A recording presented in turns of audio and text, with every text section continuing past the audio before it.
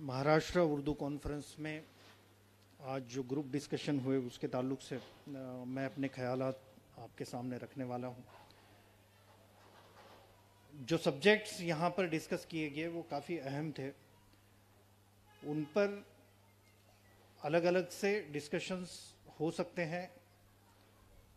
ख़ास तौर से आज के मुल्क के हालात और जिस तरीके से फैसिज्म को बढ़ावा दिया जा रहा है उस पर एक वसी नज़रिया जो है पेश करने की ज़रूरत है और लोगों के सामने अलग अलग बातें जो है आना ज़रूरी है। खैर, आपका ज़्यादा वक्त नहीं लूँगा। यहाँ पर जो डिस्कशन हुआ उसमें सबसे पहला डिस्कशन तारीख को लेकर के था। तारीख के ताल्लुक से भारत में जो नज़रिए पाए जाते हैं, जिस तरीके से तारीख को तोड़ा मरोड़ा जा रहा है, उसके ऊपर जो डिस्कशन हुआ उस ताल्लुक से कुछ चंद चीज़ें मैं आपको बताना चाहूँगा। उसके बाद हम सुकूत हैदराबाद पर आते हैं। देखिए, भारत में जो तारीख लिखी जाती है, ख़ास तौर से सिलेबस में जो तारीख लिखी जाती है, 1-2 मिनट का वक्त लेता हूँ इस पर। सिलेबस में जो तारीख लिखी जाती है वो तारीख किस तरीके से लिखी जाती है। शिवाजी यूनिवर्सिटी की BA 3rd की किताब है, उस किताब में BA पेपर 3rd की हिस्ट्री की किताब है।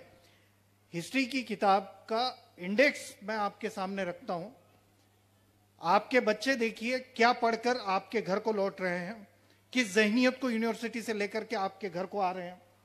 हिस्ट्री की किताब है, यूनिवर्सिटी की किताब है, किताब की इंडेक्स है। जिस किताब को सजेस्ट किया गया पढ़ने के लिए बच्चों के सामने, मराठी में है किताब, तो उस किताब की इंडेक्स है। पहला उन्वान जो है, पहला टॉपिक जो है वो ये है, नंबर 1, क्रूर कर्मा अलाउद्दीन खिलजी। ये यूनिवर्सिटी में पढ़ रहे हैं आपके बच्चे।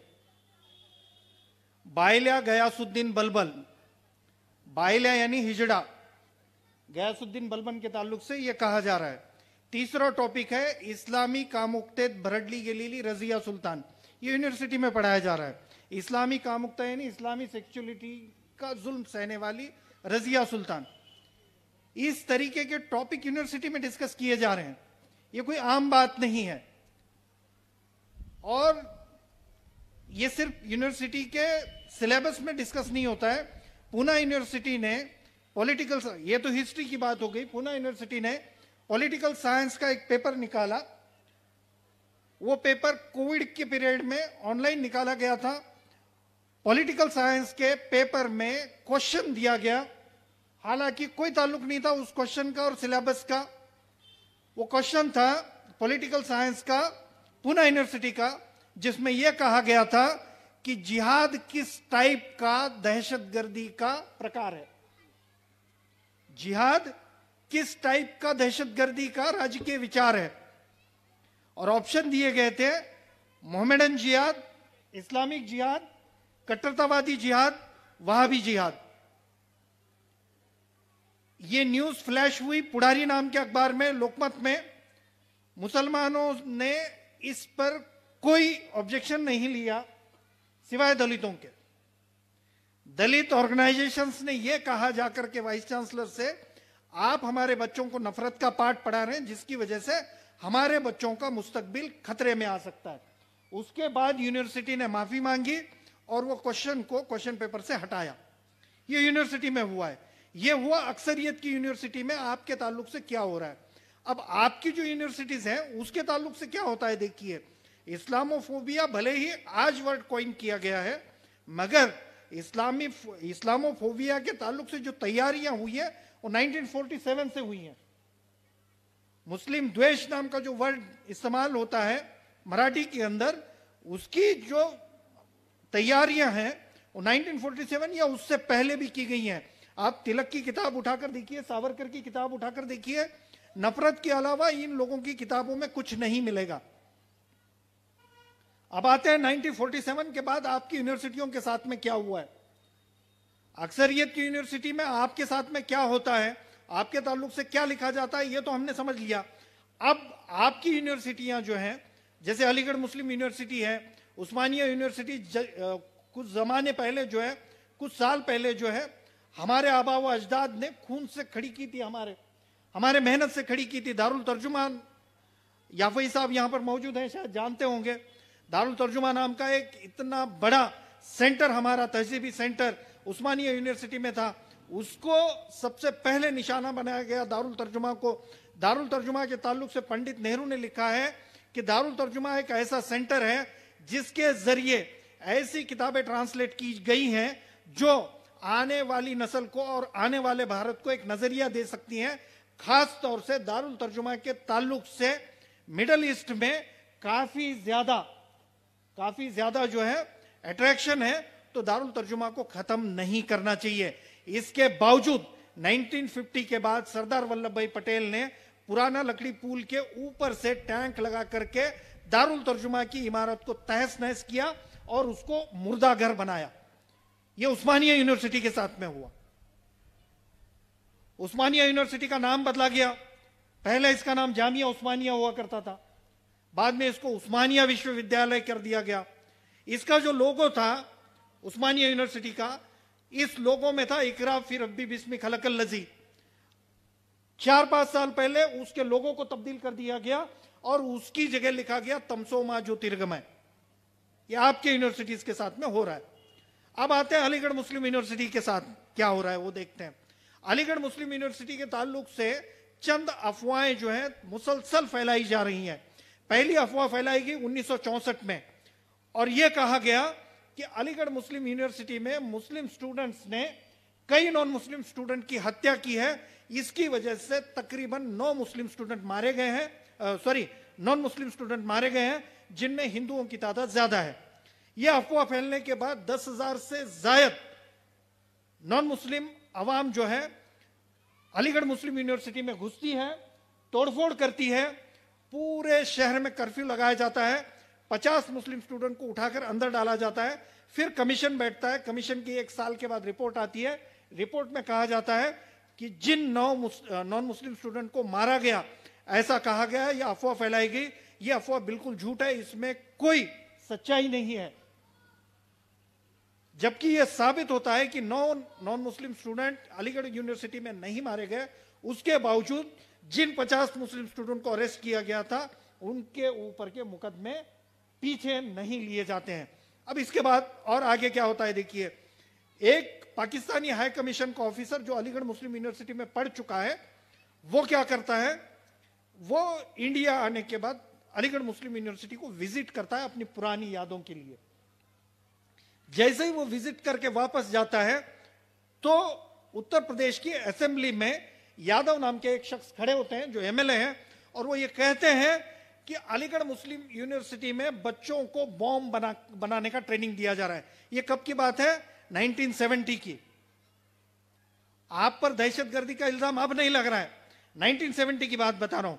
1970 में यादव नाम का एक एमएलए उठकर खड़ा होता है असेंबली में और यह कहता है कि पाकिस्तान हाई कमीशन का जो अफसर है वो इसीलिए अलीगढ़ यूनिवर्सिटी में आया था ताकि वहां पर बनने वाले बम से फायदा हासिल कर सके। इसी पर भी इंक्वायरी कमीशन बिठाया गया।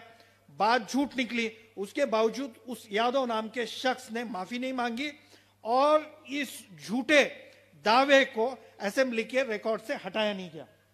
यह अलीगढ़ मुस्लिम यूनिवर्सिटी के ताल्लुक से। फिर आगे 1990 के दौर में जागरण नाम का एक न्यूज़पेपर है, आप सभी लोग जानते होंगे।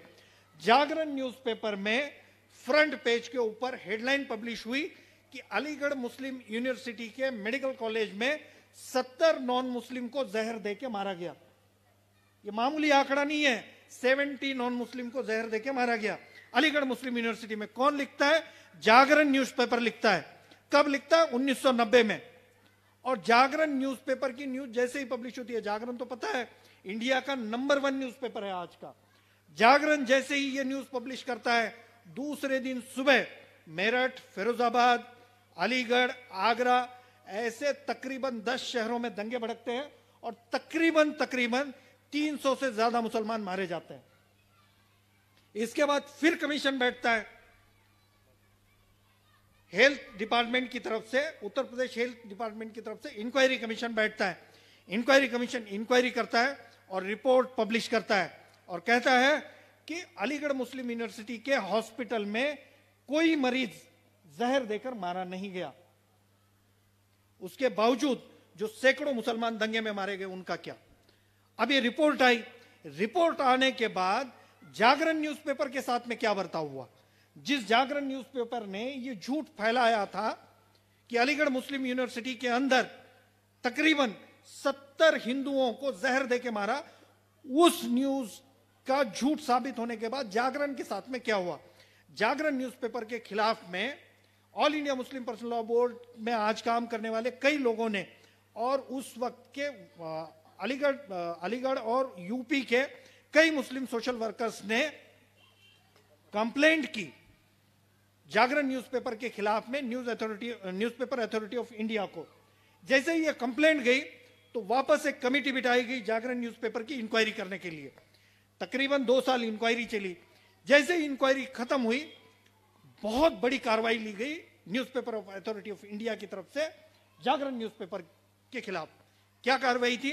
एक लेटर निकाला गया और लेटर में लिखा गया, ये जो न्यूज आपने पब्लिश की ये बेबुनियाद थी, झूठी थी, ऐसी न्यूज दोबारा पब्लिश ना करें। खत्म हो गया। ये बीजेपी के दौर में नहीं हुआ है, ये कांग्रेस के दौर में हुआ है। चलिए, और 90 के दौर में हम लोग आते हैं। सिलेबस की बात कर रहे हैं, कई टीचर्स यहां पे मौजूद हैं। आप लोगों को शायद याद होगा 90 के दौर में स्कूल सिलेबस में तीसरी चौथी में एक मराठी में किताब पढ़ाई जाती थी जिसका नाम था छान छान गोष्ठी। उस किताब में क्या था? रामायण की कथाएं थी, महाभारत की कथाएं थी, भगवत गीता के पाठ थे। और आज यही कांग्रेस वाले ये रोना रो रहे हैं कि कर्नाटक में भगवत गीता पढ़ाई जा रही है। अरे यार, तुमने क्या किया है? 90 के दौर में तुमने दूसरा क्या किया? दूरदर्शन जो हमारे और आपके टैक्स पे चलता था, उस दूरदर्शन पे रामायण चलाया, और जैसे ही रामायण चल रहा था उसी वक्त में राम मंदिर के लिए बाबरी मस्जिद को ढहाया जाता है। इस सीक्वेंस को समझिए, ये कोई मामूली चीजें नहीं है, इस सीक्वेंस को समझिए आप। तो ये मुसलसल होता रहा है। अब आते हैं सुकूत हैदराबाद की तरफ। याफई साहब ने 2 किताबें लिखी हुई हैं। अब सुकूत हैदराबाद एक इतना दर्दनाक वाकया है, मुझे तो मतलब हैरत होती है। आने वाले कल में याफई साहब, मुश्किल से 20 या 30 साल बाद सुकूत हैदराबाद और पुलिस एक्शन हमारे आने वाली पीढ़ियों को नाम भी मालूम नहीं रहेगा, क्योंकि हमने उनकी यादों को समेटा नहीं है।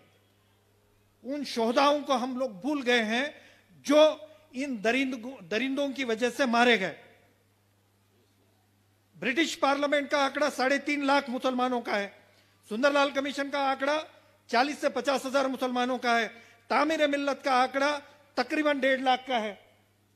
ये मामूली आंकड़े नहीं है। 1.5 लाख मुसलमान मारे जाना, 3.5 लाख मुसलमान मारे जाना, आप भूल कैसे सकते हैं? कश्मीर फाइल्स मूवी बनाई गई, पूरे 70-80 साल के आंकड़े अगर निकाले जाते हैं तो 300 पंडितों का आंकड़ा भी नहीं मिलता है। आपके पास तो 3-3.5 लाख मुसलमान मारे गए, उसके बावजूद कोई डॉक्यूमेंटेशन हम लोगों ने किया नहीं है। हम हमारे दर्द को भूल रहे हैं। वो कौम कभी फातेहीन नहीं बन सकती जो कौम अपनी हार को भूलती है। कभी आप फतेह नहीं हासिल कर सकते जब तक आप अपनी हार का दर्दनाक एहसास अपने बच्चों को ट्रांसफर नहीं करते। आपके बच्चों को आपका हार का एहसास ही नहीं है। आपके बच्चे भूल चुके हैं कि वो कौन है।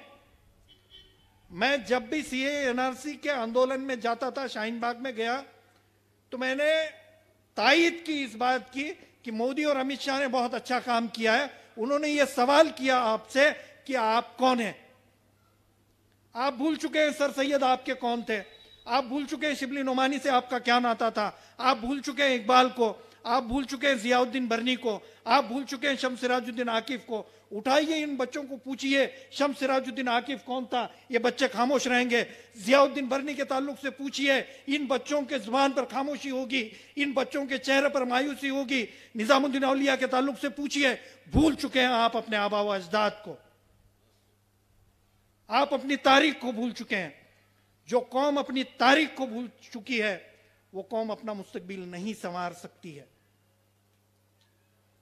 ये निचोड़ है इस बात का। आप भूल चुके हैं। आपने इतनी घटिया हरकत की है अपने बुजुर्गों के साथ में, आपके लिए सर सैयद ने पैर में घुंघरू बांध के नाचना पसंद किया। आपकी वजह से महमूद खान बेंगलोरी कराची की सड़कों पे लावारिश लाश के तौर पे मिला। आप भूल चुके हैं इन चीजों को। आप भूल चुके हैं बुजुर्गों की कुर्बानियों को। आप जानना नहीं चाहते। ले दे के हम लोगों को रहम की भीख मांगना आता है। रहम की भीख मांगने के अलावा हमारे पास में कुछ नहीं है। जब प्रोपेगेंडा शुरू होता है कि मुसलमान इस मुल्क से मोहब्बत नहीं करता, तो हम शुरू कर देते हैं मुसलमानों ने जंग आजादी में ये किया, वो किया, वो किया। जब प्रोपेगेंडा शुरू होता है कि शिवाजी मुसलमानों के खिलाफ था, तो हम शुरू हो जाते हैं नहीं नहीं, हम तो शिवाजी के वफादार थे। वफादार तो कुत्ते होते हैं। ये कहां से ये पॉलिटिकल सिस्टम लेके आ रहे हैं आप लोग? ये कहां से ये पॉलिटिकल ज़हनियत लेके आ रहे हैं आप? ये कहां से तहजीबी ज़हनियत लेके आ रहे हैं आप? किसी का मोर्चा निकलता है, आप पानी बांटने चले जाते हो। किसी का मोर्चा गुजर जाता है, आप झाड़ू लगाने चले जाते हो। 1947 के पहले की तारीख उठाकर देखिए याफी साहब। बारातों के बाद झाड़ू लगाने का काम अछूत किया करते थे। बारातों में कंदिल सर पे लेकर चलने वाले अछूत हुआ करते थे। बारात में कमर पर पानी का घड़ा लेकर चलने वाले अछूत हुआ करते थे। क्या आप अछूत बनना चाहते हैं? फिर ये काम क्यों करना चाह रहे हैं आप लोग? क्यों सेकंड सिटीजनशिप की मानसिकता अपने दिमाग में भर चुके हैं? माफ कीजिएगा, आपको बुरा लग सकता है, मगर ये हाल जो हुआ है इसके लिए हम खुद जिम्मेदार हैं। हम उबरना नहीं चाहते इससे। हम देखना नहीं चाहते। हम बोलना नहीं चाहते। मुशायरों में वाहवाही करने से, मुशायरों में गर्दी करने से मसले हल नहीं होने वाले हैं। उर्दू जुबान को खत्म करने के लिए जो साजिशें हो रही हैं, उन साजिशों के खिलाफ आप क्या सोचते हैं? मेरी नजर में, मैं ये बहुत सीरियस बात कह रहा हूं, मेरी नजर में वो मुसलमान अनपढ़ और जाहिल है जिसे उर्दू नहीं आती है। ये बात इसलिए कह रहा हूं मैं, हर कौम की फलसफे की एक जुबान होती है। हर पॉलिटिकल कौम का एक फलसफा होता है और उस फलसफे की जुबान होती है। मुसलमान एक पॉलिटिकल कौम है और इस मुसलमान कौम का पॉलिटिकल फलसफा उर्दू जुबान के सीने में दफन है। मैं छुपा हुआ कहता नहीं, दफन है। जब तक आप उर्दू को जिंदा नहीं करेंगे तब तक कौम में जिंदा दिली नहीं आएगी। उर्दू को जिंदा करने का मतलब यह नहीं है कि मुशायरे। उर्दू को जिंदा करने का मतलब यह है कि मौलाना शिबली नोमानी की तसानीफ, मौलाना अल्ताफ हुसैन हाली से लेकर के मौलाना सैयद सुलेमान नदवी तक की किताबें, इन सारी किताबों को आम किया जाना चाहिए। इकबाल का reconstruction of religious thought in Islam कितने लोगों ने पढ़ा है? जावेद नामा की रूहानियत को कितने लोग जानते हैं? असरार खुदी के अंदर के थॉट प्रोसेस को कितने लोग जानते हैं? हम लोग समझना ही नहीं चाहते। इब्ने खल्दून का नाम यहां बैठे कितने टीचर्स जानते हैं? इब्ने तैमिया का पॉलिटिकल फलसफा हम लोग भूल चुके हैं। हम लोगों को ये चीजें याद नहीं है। इन चीजों से हमें कोई लेना देना नहीं है और हम सिर्फ लगे हुए हैं व्हाट्सएप यूनिवर्सिटी में चल रहे प्रोपोगंडा के ऊपर डिस्कशन करने में। कई बहस होती हैं, कई मुबाहिसे होते हैं और बहस और मुबाहिसे का मौजू क्या होता है? व्हाट्सएप यूनिवर्सिटी में मुसलमानों के खिलाफ में जो प्रोपोगंडा चलाया जा रहा है उसके खिलाफ क्या करें। अरे यार, ये जो व्हाट्सएप यूनिवर्सिटी या व्हाट्सएप, फेसबुक, सोशल मीडिया है, इसमें जो मटेरियल आ रहा है इसके ऊपर आरएसएस ने 70 साल मेहनत की है। उसके बाद वो प्रोवाइड कर रहे हैं आपके स्क्रीन पे। आप कितने साल मेहनत कर रहे हैं? उदगिर में हजारों लोगों को मारा गया। याफई साहब की एक किताब छोड़ दें तो किसने डॉक्यूमेंट्स किया है? उस्मानाबाद में हजारों लोगों को मारा गया। एक मोहम्मद अली खान, जिनका नाम भी आपको पता नहीं है, जिन्होंने तामीर मिल्लत के जरिए बेवाओं की आंकड़ेवारी बनाई थी और नेहरू के सामने पेश की थी। हम में से कितने लोग मोहम्मद अली खान साहब को याद करते हैं? तामीर मिल्लत का तो नाम कितने लोगों को याद है? भूल चुके हैं हम लोग। ये सारी चीजें भूल चुके हैं हम लोग। खुदारा इन चीजों को याद कीजिए, अपने माजी को मत भूलिए। मैं हमेशा एक बात कहता हूं, आप देखिए, ये तय करने का वक्त है कि हम हमारे बच्चों को हमारी प्रॉपर्टी का वारिस बनाना चाहते हैं या हमारी तहजीब का। अगर आप अपने बच्चों को अपने तहजीब का वारिस नहीं बनाना चाहते हैं तो आप अपने बच्चों से कोई उम्मीद मत कीजिए। स्पेन में जो कौम खत्म हुई, उस कौम ने जो हरकतें की, बदकिस्मती से वही हरकतें इंडियन मुस्लिम कर रहे हैं। स्पेन की मस्जिदों को आज म्यूजियम में तब्दील किया गया है और कुरान को म्यूजियम में रखा गया है। यही हरकतें थी, यही एहसास कमतरी थी, यही रोना था तहजीब के ताल्लुक से। तो इन चीजों को देखने की जरूरत है, समझने की जरूरत है। बहुत सारे लोगों ने अपने अपने ख्यालात पेश किए, खासतौर से वो जो बच्ची थी, मुझे बहुत अच्छा लगा उस बच्ची ने जिस जुबान में बात की, जिस कॉन्फिडेंस के साथ में बात की, जिस उन्वान पर बात की, बहुत अच्छा लगा मुझे। मगर उनके साथ में ये इंसाफ इस स्टेज के हद तक महदूद नहीं रहना चाहिए। औरतों के साथ में इंसाफ फैमिलीज में होना चाहिए, एजुकेशन में भी होना चाहिए।